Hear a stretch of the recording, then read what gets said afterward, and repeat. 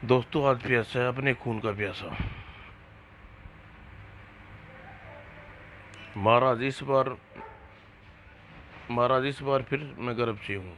महारानी प्रभा, कभी यह सूचना हमें खुशी प्रदान किया करती थी, अब ऐसी कोई बात नहीं है। आपको खुशी का भली भांति समझती हूँ महाराज।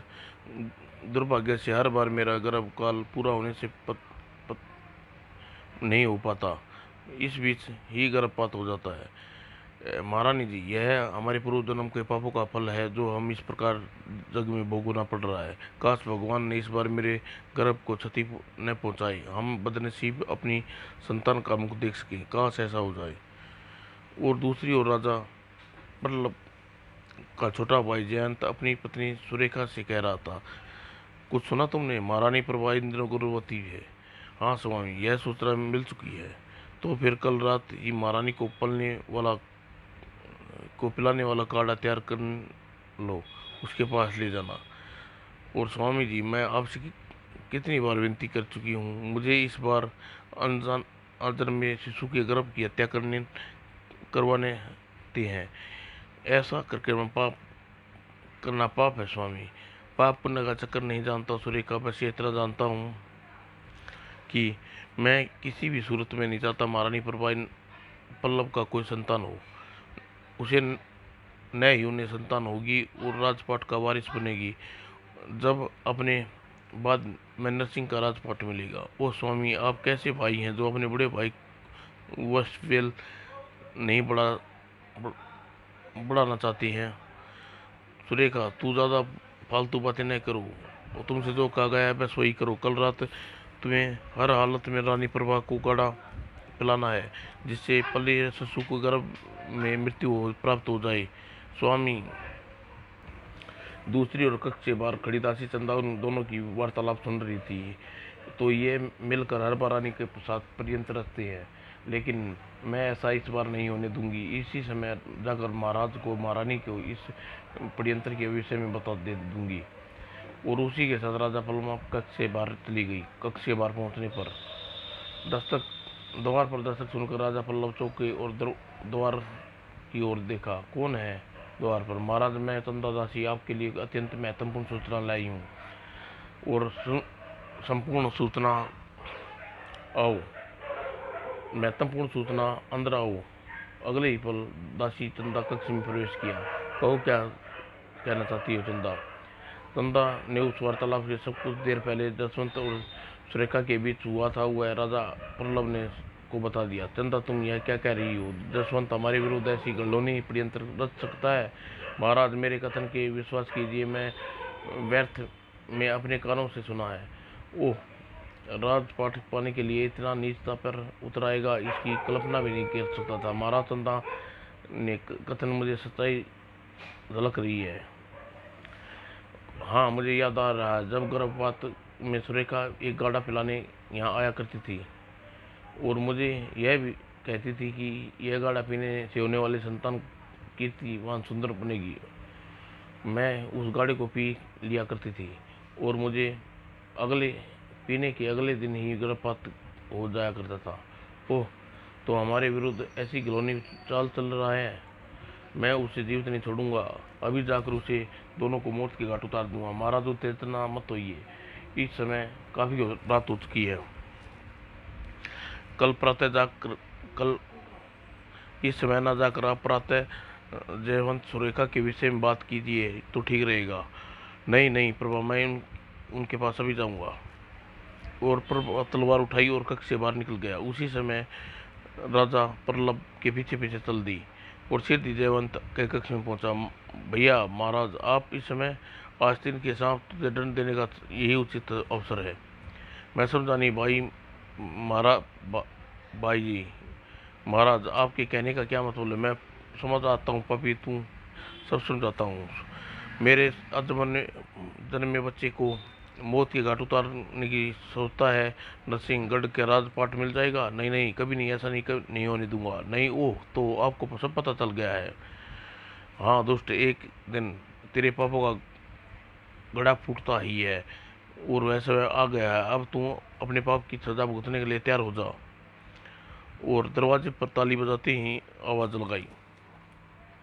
और सिद्धि शस्त्र सैनिक वहाँ आ गई अज्ञात महाराज। और दूसरी ओर प्रभा सोच रही थी, मुझे चल कर देखना चाहिए कि अत्यंत महाराज के बीच क्या वार्तालाप हो रही है, भगवान न जाने कोई अहित घट जाए। और वह कक्ष से बाहर निकली, तेजी से जसवंत के कक्ष की ओर चल पड़ी। उधर जसवंत के कक्ष में, सैनिकों इस दुष्ट को पकड़ लो, उसे ले जाकर कारागार में बंद कर दो। सैनिक प्रबल के आदेश का कोई प्रतिक्रिया नहीं देख यह देखा, यह तुम आदेश का पालन क्यों नहीं हो रहा? ये आपके आदेश का पालन नहीं, कभी नहीं करेंगे भाई। इसको सभी कर्मचारियों को मैंने अपने साथ मिला लिया है और असंभव, अभी यह नहीं हो सकता। मेरे कर्मचारी ने इतने कृतज्ञ धन नहीं है। और फिर अपनी आंखों पर विश्वास को असंभव को संभव कर लीजिए। और सैनिकों को आदेश दिया, सैनिकों अपने महाराज को पकड़ लो। और सैनिकों ने तुरंत जसवंत के आदेश का पालन किया। मूर्खों, तुम इस दुष्ट षड्यंत्र में शामिल हो। और इसी समय महारानी प्रभा कक्ष के द्वार पर पहुंची। वो सैनिक महाराज को पकड़ लिया रहे हैं, ये लोग जसवंत के साथ मिल गए हैं। और अंतर कक्ष में, भैया आज तुम कारागार में कैद रहोगे। महारानी प्रभा की मौत की घाट उतार कर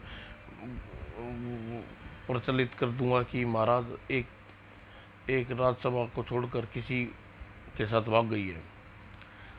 यह अपमान सह न सके और महाराज ने आत्महत्या कर ली है।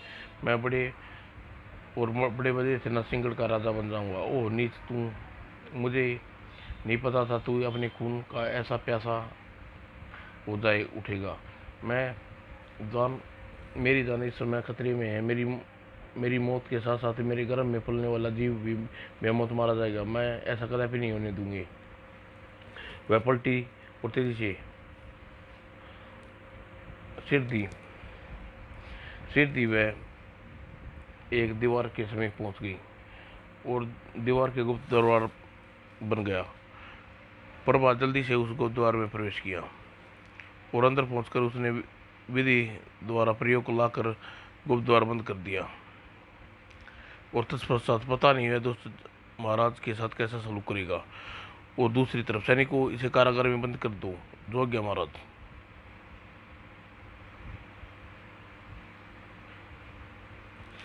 और सैनिक तुरंत ही जयवंत की आदेश का पालन किया। जयवंत, मुझे मार क्यों नहीं देते? ऐसे जीवन से मर जाना अच्छा है। आपकी यह इच्छा कभी पूरी नहीं करूँगा, आपकी यह इच्छा भी पूरी कर दूंगा भैया। बस एक बार मुझे यह बता दो कि हमारे पुरखों का अतुल खजाना कहाँ छिपा रखा है। मैं तुम्हें जैसे तो उसको उस खजाने का पता कभी नहीं बताऊंगा।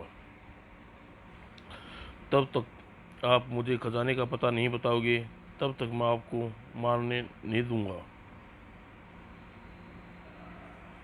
ओह, मुझे इस कैद से तिल तिल कर मरना होगा। और जयवंत वहाँ से जाने के पश्चात वो दुष्ट जरूर महारानी प्रभा की मौत का घाट उतारेगा। और प्रभा द्रुत गति से सुरंग में आगे बढ़ती चली जा रही थी। और महाराज जयवंत महारानी प्रभा के कक्ष में पहुंचा। ओह, महारानी प्रभा यहाँ नहीं है, इस समय कहाँ जा सकती है? बहुत खोज करने के बाद भी प्रभा नहीं मिली। लगता है महारानी प्रभा को पहले षड्यंत्र की भनक लग गई है और वो महल छोड़कर गायब हो गई है। वह गिरती पड़ती प्रभा सुरंग से बाहर निकली और कुछ दूर चलने पर उसे चक्कर आ गया और मूर्छित होकर गिर पड़ी। उसी समय जोगियाँ की कबीले के सरदार टुम्बा कबीले के लोगों के साथ वहाँ से गुजरा। वो, यह तो बियाबान में कौन स्त्री पड़ी है? उसने मूर्छित प्रभा की नाड़ी देखी। वो, यह जीवित है। उसने अपने कबीले के लोगों को कहा, इसे अपने कंधे पर बस्ती उठाकर ले चलो, जो आज्ञा सरदार। और अगले पल और कबीला आगे बढ़ गया और सरदार के टुम्बा अपनी बस्ती में पहुंचे और भोर हो चुकी थी। मूर्छित प्रभा सरदार की झोपड़ी में लेटा दिया गया और बस्ती का वैद्य ने आकर प्रभा का नाड़ी देखी। वो, सरदार, यही स्त्री गर्भवती है? अच्छा। और इसके गले में और इसे होश में लाने के लिए इसके माथे पर औषधि का लेप कर देता हूँ। ठीक है, यह ठीक रहेगा। और वैद्य ने मस्तक पर औषधि का लेप कर दिया और औषधि के लेप से प्रभाव सिर ही होश में आ गया। मैं कहा हूँ, बहन तुम इस समय हमारी बस्ती में हो। आप कौन है बहन? मैं जोगिया कबीले का सरदार टुम्बा हूँ और इस अपने कबीले के साथ दूसरे कबीले के एक उत्सव में भाग लेने के लिए कबीले के पास लौट रहा था। आह, तुम्हें मूर्छित पड़ा देखा तो यहाँ ले आया। कौन है बहन तुम? इस बयान मन में कैसे पहुंची? परवाह तू इस समय दुष्ट जसवंत को छिपती फिर रही है, इसलिए किसी को अपना असली परिचय मत दे। तेरी चाल तेरी भलाई है। यह सोच उसने सरदार टुम्पा से कहा, मैं कौन हूँ? मेरा क्या नाम है? मुझे कुछ याद नहीं आ रहा। ओह, इसका मतलब याददाश्त खो बैठी है शायद। कोई बात नहीं, तुम अपनी बहन का है और भाई का फर्ज निभाऊंगा।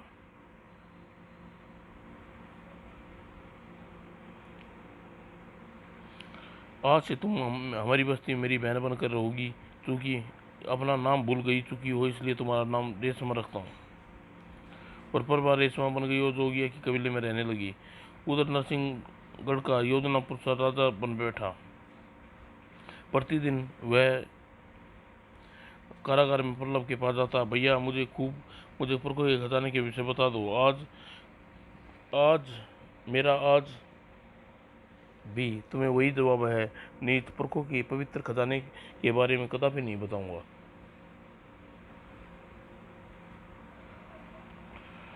अगले ही पल, ओह, मैं किसी सूरत में वह खजाने के बारे में जानना नहीं बताऊंगा। कभी तेरा ग्रुप तो टूटेगा। और उधर समय समय पर अपने समय उसे समझाती, स्वामी अपने बड़े भाई पर इतने अत्याचार न किया करो। सुरेखा, तुम इस बात को भूल कर भी न किया। और जो सुरेखा की बात नहीं मानता, इसी गम में सुरेखा बीमार रहने पड़ी और उसने खाना पीना छोड़ त्याग दिया। और प्रबंध जनसंत को अत्याचार का अपूर्ण जारी थे। हा हा हा हा। एक दिन सुरेखा सुरक्षित हार गई। आखिर सुरेखा का अंजाम यही होना था ही। और दूसरे दिन प्रभा ने उचित समय पर एक सोच पुत्र को जन्म दिया। प्रभा ने पुत्र का नाम प्रकाश रखा। प्रकाश, अब तू मेरे जीने का सहारा है। उसी समय सरदार टुम्बा की पत्नी सुमति ने एक पुत्री को जन्म दिया। मैं अपनी बेटी का नाम करिश्मा रखूंगा। और प्रकाश और करिश्मा साथ साथ बड़े हुए। एक दिन प्रभा पानी लेने कबीले के सामने गई थी। सरोवर पर पहुंची और सामने आके खेल कर वापस लौट रहा जयवंत गुजरा। जयवंत, महारानी प्रभा तुम जीवित हो? हाँ पापी, मैं जीवित हूँ और कान खोलकर सुन ले, तेरी इच्छा के विरुद्ध एक पुत्र को जन्म दे चुकी हूँ। क्या क्या पुत्र? तेरा पुत्र?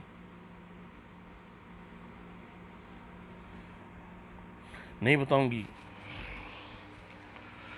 ठीक है, तेरा भी इंतजाम करना पड़ेगा। और दुष्यंत ने उस पर झपटा। ओ, अगले ही पल बचाओ। और प्रभा को लाद कर वहां से चल पड़ा। मुझे इसे पापी से बचाओ। हाँ हाँ, कौन बचाएगा तुझे? आएगा। और जयवंत उसे लेकर नरसिंह नगर में प्रवेश किया और प्रभा को एक कारागार में डाल दिया। स्वामी, प्रभा तुम जीवित हो? बता, तेरा पुत्र कहाँ गया? नहीं बताऊंगी पापी, चाहे मेरी जान से चली जाए। प्रभा का पुत्र? नहीं बताएगी? नहीं बताऊंगी। खटाक तड़ाक। और दूसरी ओर जोगिया कबीले में चारों ओर रेशमा बहन को खोज करवाई, लेकिन उसका कोई पता नहीं चला कहाँ गई वह। माँ कहाँ गई? सरदार मामा। प्रकाश बेटे, तू फिक्र न कर, आज से तेरा लालन पालन मैं करूँगा। और उधर नरसिंहगढ़ में प्रभा, जयवंत हमारा पुत्र की बात कर रहा था। कहाँ है हमारा बेटा? कितना बड़ा हो गया है? स्वामी, उसका नाम प्रकाश है, वह 10 वर्ष का है। जोगिया कबीले के रहकर पल रहा है और वह कबीले में ही होगा। ओह, यह तो दुर्भाग्य है हमारा। कहाँ हमारा आंखों का तारा? वह अनाथों की तरह पल रहा है।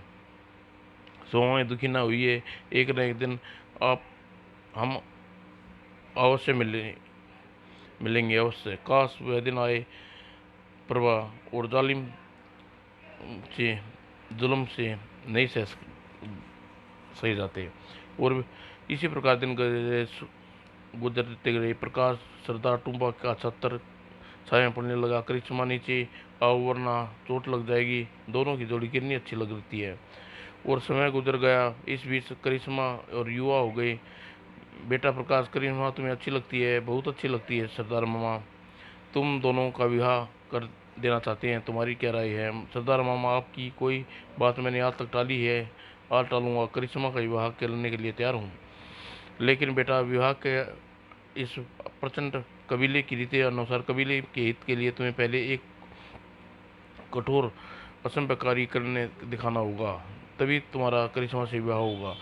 बताइए मामा सरदार, मुझे कौन सा कठिन कार्य करना होगा?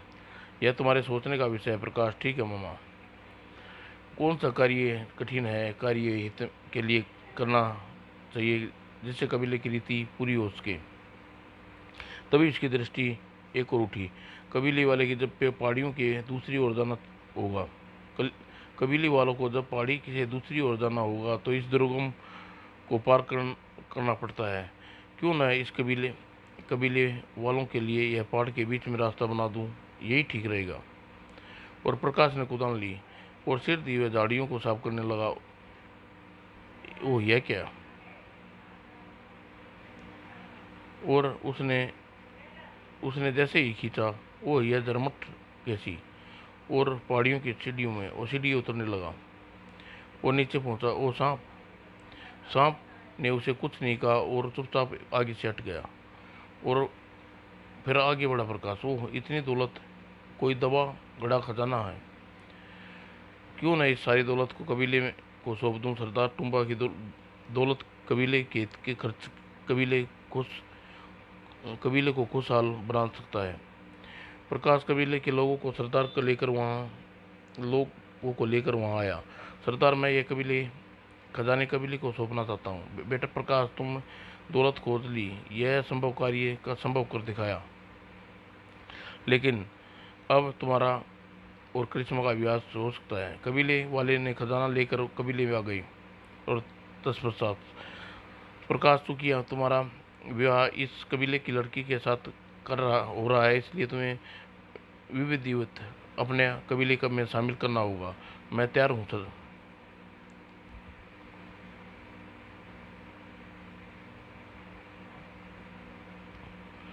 और इस कार्य हेतु कबीला सिगरो की पूजा की गई। और सिगोर सिगोर हो सिगोर सिगोर, देवता प्रसन्न हो। और तभी, ओह सिगोर सिगोर, सरदार उठो, मेरी बात ध्यान से सुनो। सुनो सरदार प्रकाश, नवसिंह न का राजवंश है, इसलिए कबीले में शामिल करना ठीक नहीं है। तो फिर हम क्या करें? देवता, करिश्मा का विवाह प्रकाश के साथ कैसे होगा? मैं सिगरा कबीले का देवता इस विवाह की अनुमति देता हूँ, और कोई फिर कैसी अड़चन? ओह देवता, आप कितने बड़े देवालु हो। हाँ, सिगोर ने प्रकाश से कहा। प्रकाश, तुम्हारे माता पिता ने उलगट के कारागार में कैदी जीवन बिता रहे हैं, उन्हें अपने जालिम चाचा से कैद से मुक्त दिलाओ। मैं अकेला कैसे कर सकता हूँ देवता? तुम अकेले कहाँ प्रकाश, सरदार टुम्बा के कबीले के लोग भी तुम्हारे साथ हैं। और देवता सिगोर के नेतृत्व में सभी लोग नरसिंहगढ़ की ओर बढ़ चले। और जब नरसिंहगढ़ पहुंचे, भागो, विशालकाय देते हैं और यह हमें जीवित नहीं छोड़ेगा। भयभीत लोग इधर उधर भागने लगे। नरसिंह लोग, गढ़ के लोगों, तुम्हें कुछ नहीं कहेंगे, डरो मत। तुम्हें अरे राजा जयवंत को करने की सजा देने आए हैं। यह सुनते ही भीड़ रुक गई। मेरी बात सच है, मानो। नरसिंहगढ़ का वासियों, अब उसके पीछे नरसिंहगढ़ के लोग भी की भीड़ थी। और महाराज के मुख्य द्वार पर जय सैनिकों ने कबीले वालों को से मुठभेड़ हुई। और सिंगोर गोरा जयवंत की खोता हुआ महल में पहुंचा। कौन हो तुम? तुम्हारी मौत। और सिंगोरा ने की गर्दन पकड़ ली। मुझे छोड़ दो।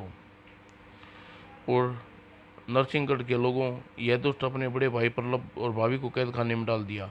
यह आप क्या कह रहे हैं? हमें तो बताया गया था महाराज प्रबल और महारानी वियोग में आत्महत्या कर ली। यह झूठा था, सच वही है जो मैं तुम्हें बता रहा हूँ। ओह, तो यह तो आदमी बहुत गिरा हुआ है, हम इसे छोड़ेंगे नहीं। मैं इसे तुम्हारी अदालत में ले आया हूँ, अब तुम लोग चाहे जो सजा दे सकते हो। और सिंगोरा ने जैसे ही जयस्वामी को गर्दन छोड़ी, मार डालो मार डालो, और सिर दी। नगरवासियों ने पीट पीट कर जयवंत को मार डाला। आओ प्रकाश, अब राजमहल में अपने माता पिता से मिलो। और जयवंत जब जय प्रकाश महल के कारागार में पहुंचा, पिताजी प्रकाश तू आ गया?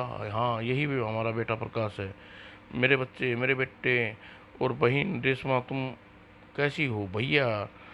और पल्लव की स्वीकृति के पश्चात दोनों की करिश्मा व प्रकाश का विवाह संपन्न हो गया और दोनों देवता सिंगोरा ने उन्हें आशीर्वाद देने आए। और तत्पश्चात सरदार टुम्बा प्रकाश अब तुम्हारा पूरा खजाना दिया था वह उसके परकों का खजाना है। ओह प्रकाश भी सरफ पर ओह तभी सरफ प्रकाश को देखते ही चुपचाप रास्ते से हट गया था। प्रकाश ने उस खजाने को कन्यादान के रूप में वापस लौटाते हुए लौटाता हूँ, इनकार न करना। और राजा पल्लव पुनः राजपाट संभाल लिया। समाप्त दोस्तों।